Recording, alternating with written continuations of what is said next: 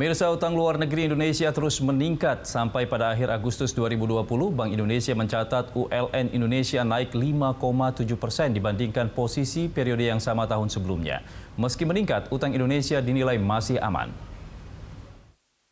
Bank Indonesia mencatat pertumbuhan ULN Indonesia pada Agustus 2020 mencapai 5,7% year on year, lebih tinggi dibandingkan dengan pertumbuhan bulan sebelumnya sebesar 4,2% year on year.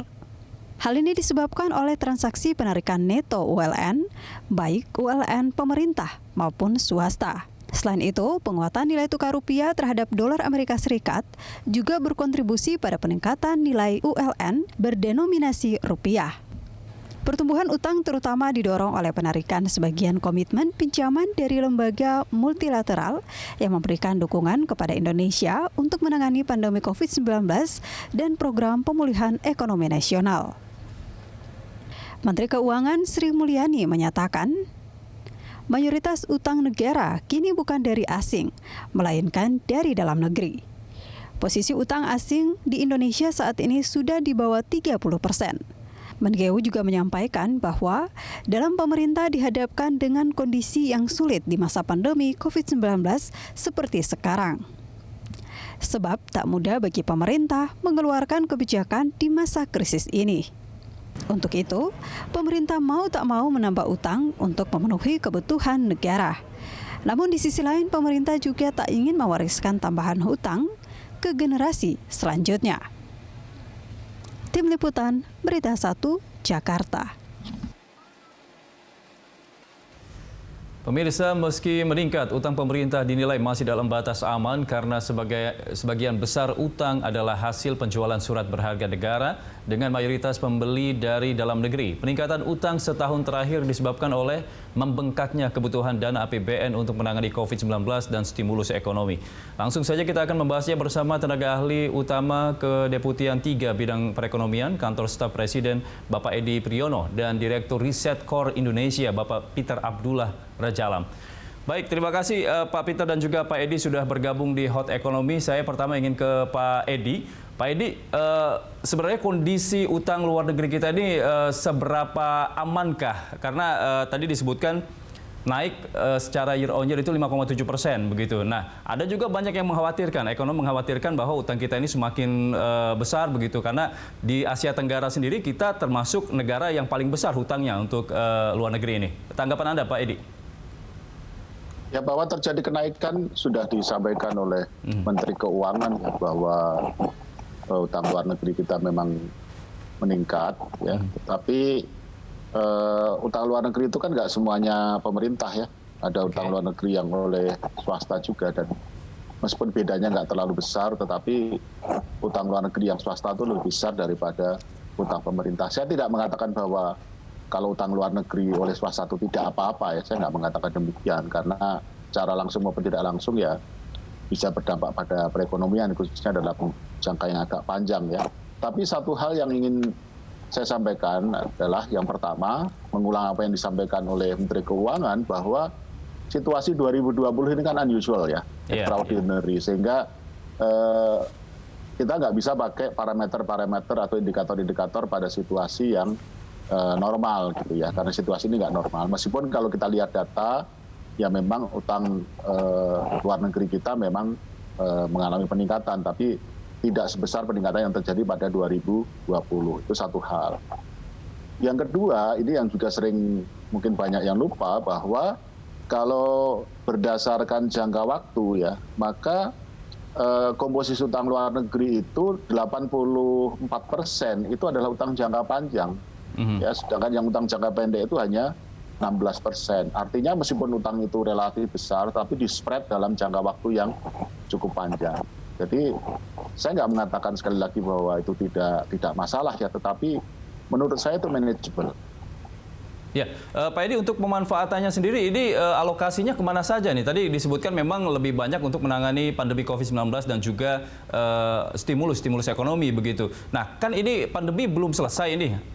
Artinya akan menambah utang lagi kah atau bagaimana nanti ini pemanfaatannya? Kita harus lihatnya dari defisit anggaran ya. Jadi utang itu kan salah satu mekanisme untuk pembiayaan defisit anggaran ya. Dan kita memang setelah adanya COVID ini kan ada perubahan undang-undang ya, perubahan ketentuan dengan adanya Perpu, bahwa yang biasanya defisit itu dibatasi sampai maksimal 3%, harus di bawah itu terhadap PDB. Sekarang kita punya kelonggaran untuk di atas itu. Ya, nah tentu saja besaran utang itu sangat tergantung kepada besaran defisit kita. Dan besaran defisit kita itu sangat dipengaruhi oleh dua hal, yaitu kebutuhan untuk belanja dan potensi penerimaan. Yang tadi ditanyakan betul.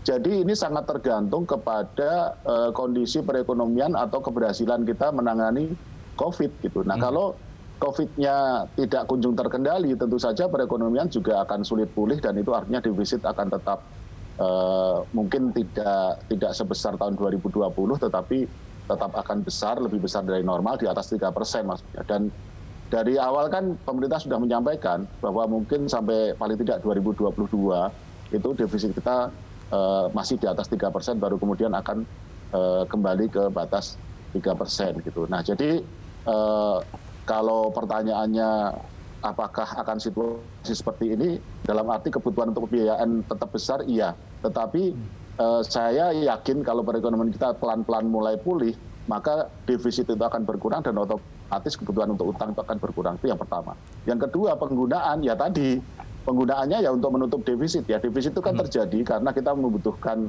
belanja yang lebih besar daripada penerimaan, dan itu ya jelas karena COVID gitu ya. Tidak bisa kita lepaskan gitu, meskipun ya bukan satu-satunya, karena kita harus akui bahwa sebelum ada COVID kita juga ada defisit juga, tapi kan tidak sebesar itu gitu ya. Dan memang pemerintah untuk 2020 kan memang fokusnya untuk pemulihan ekonomi dan penanganan COVID di dalamnya gitu. Jadi biaya penanganan COVID itu ada untuk aspek kesehatan, ada perlindungan sosial, kemudian ada untuk dunia usaha ya, termasuk UMKM, kemudian ada pembiayaan korporasi, dan usaha dan sebagainya. Ya, penggunaan APBN kita memang fokusnya di situ. Sehingga kalau ditanyakan uang untuk apa, ya memang untuk penanganan COVID terutama ya. Tentu saja seperti yang disampaikan Presiden dalam berbagai kesempatan ya, agenda jangka menengah, jangka panjang kita tetap jalan, tapi tidak sekencang sebelum ada COVID. Jadi penggunaannya ya memang sebagian besar untuk penanganan COVID, termasuk dalam aspek kesehatan terutama, dan juga penanganan dampak-dampaknya. Oke, baik. Saya minta tanggapan dari Pak Peter. Pak Peter sendiri melihat utang luar negeri kita yang sempat dikatakan sebesar 38,5% saat ini, memang masih jauh dari ambang batas 60% begitu. Tapi apakah ini masih aman, Pak Peter, atau sudah mengkhawatirkan menurut Anda?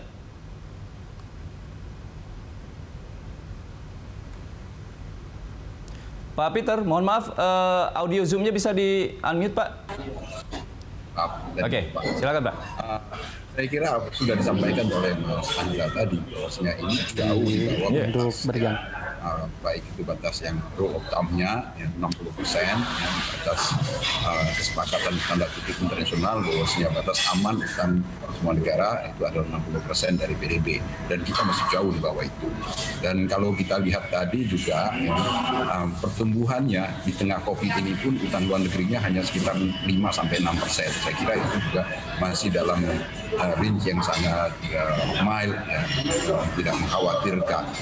Walaupun mungkin secara keseluruhannya utang yang dilakukan oleh pemerintah dalam rangka untuk menutup defisit di tengah pandemi ini cukup besar, tapi utang luar negerinya relatif kecil. Jadi kalau kita lihat secara keseluruhan, kalau menurut saya utang pemerintah di tengah wabah COVID ini masih sangat aman. Dan mungkin hanya kita yang boleh katakan sibuk yang mengkritisi utang pemerintah di tengah COVID, dan itu menurut saya sangat kontradiktif dengan tuntutan masyarakat akan kecepatan dan respon pemerintah untuk menangani COVID ya. Karena di tengah COVID ini sebenarnya memang pemerintah dituntut untuk memberikan bantuan kepada masyarakat, membantu dunia usaha, tetapi di sisi lain juga ya pemerintah sangat kekurangan penerimaan. Oleh karena itu defisit dan pelebaran defisit APBN itu adalah sebuah keniscayaan, sebuah hal yang tidak bisa dielakkan, dan seperti disampaikan oleh Pak Edi tadi, ketika terjadi pelebaran defisit maka akan terjadi lonjakan utang. dan itu adalah sebuah konsekuensi. Ya. Dan saya kira bukan waktunya untuk kita mempermasalahkan tambahan utang, karena tambahan utang itu sangat kita butuhkan di tengah kondisi pandemi sekarang. Ya, Pak Peter, artinya Anda setuju penggunaan dari utang-utang luar negeri kita ini digunakan untuk pandemi, mengatasi pandemi dan juga stimulus ekonomi, begitu? Ya, kalau tidak dari utang, ya, kalau tidak dari utang, dari mana lagi masalahnya? Ya, karena di tengah pandemi sekarang ini kita tahu ekonomi kita mengalami kontraksi.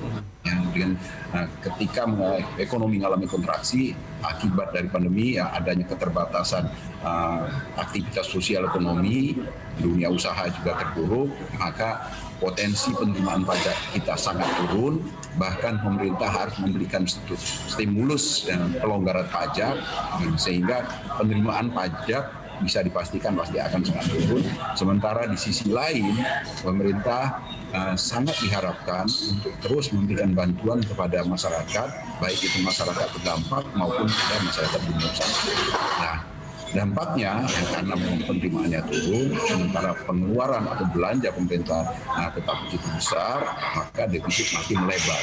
Dan konsekuensinya kalau defisitnya melebar, harus ada pembiayaan, yaitu dengan cara utang.